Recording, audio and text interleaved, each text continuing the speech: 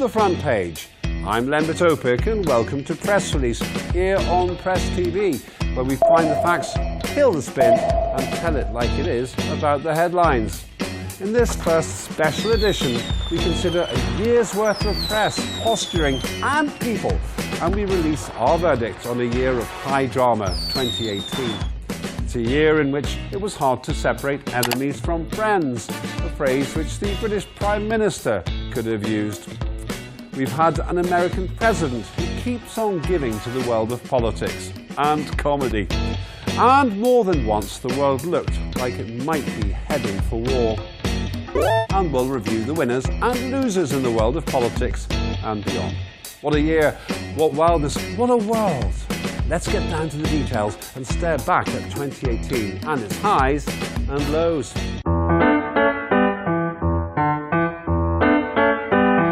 What can we say about Donald Trump, which he hasn't said about himself? Donald has been in the front line for media because he's put himself there, and despite all predictions to the contrary, he made it through the whole of 2018 as leader of the Western world. On immigration, desperate Don has blown hot and cold. The heat came from his intention to build a wall between the USA and Mexico. Not everyone was happy about that, and a lot of people made the journey to get to the border only to be stopped from crossing through. We will arrest anybody that crosses between the ports of entry, and then the rest of the justice system takes over. But still, the wall hasn't been finished, so Trump told everyone how much he admires barbed wire. Not making many friends down in South America then, Mr. T. But who needs them when you've got Putin by your side? And once again, the press played it both ways.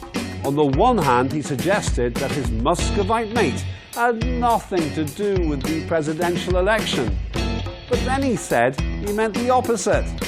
That's a pretty big linguistic error, Donald. But maybe English isn't his first language. Maybe it is Russian. 2018 took us close to war more than once. Back to Trump, and this time it's North Korea's head honcho, Kim Jong-un, who's been in the firing line. Korean Kim made a few brave decisions in the last year or two.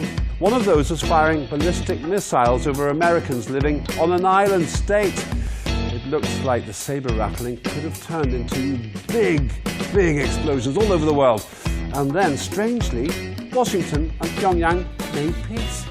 It seems they both realized they were very much the same in their outlook and intentions. Let's just hope that when Trump said he wasn't going to attack North Korea, he wasn't misspeaking again. Meanwhile, Russia and the Ukraine have been upping the tension over the last 12 months. Who knows how that one ends, but I bet it's not been great for the Crimean tourist industry. And whatever happened in Syria? Don't worry, folks, that one's still going.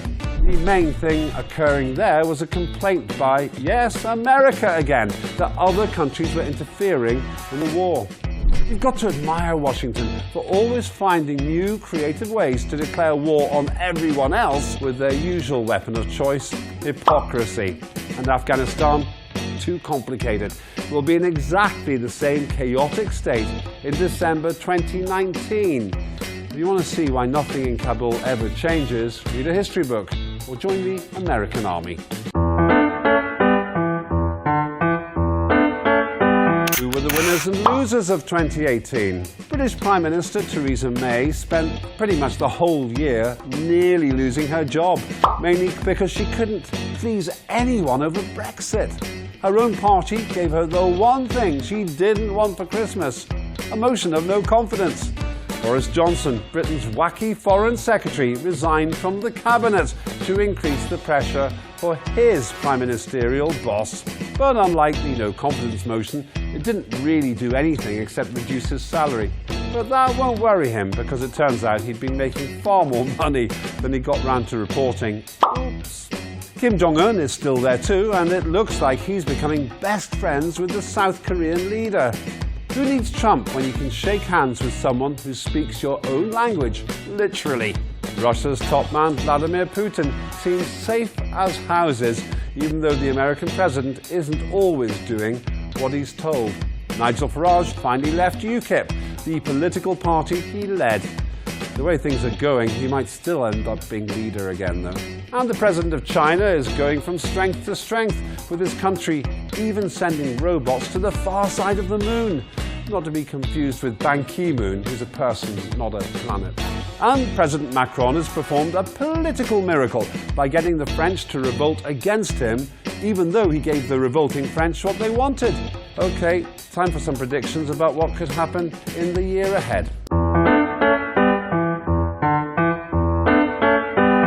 Firstly, Donald Trump will go on leading America and the Western world, while continuing to try and ban foreigners from entering the United States, apart from his wife, of course. The United Kingdom will spend the year arguing about Brexit until the European Union builds a wall to keep the Brits out. And for his comfort and everyone's safety, French President Emmanuel Macron will build a wall around himself.